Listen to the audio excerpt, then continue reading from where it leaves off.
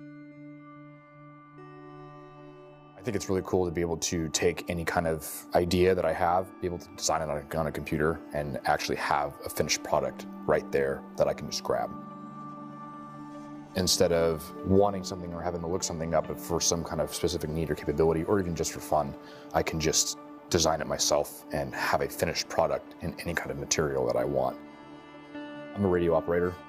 This radio specifically, it has the capability to dive with, but if you don't have the parts that actually cover the ports that can cause a short, then it's kind of useless. So using radio specifically, like I've been out on the water before without any kind of waterproofing on any kind of radio, and being shocked by the radio is not good, and then your radio possibly dying.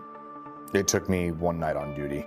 I took roughly 24 hours of just making sure that everything was squared away. I just got a radio, I got my calipers, just measured each individual area, designed it how I thought, and just did a basic sketch on SolidWorks, and took that prototype, put it on the radio, and just kind of went from there and just kind of developed it and how I think it would be best.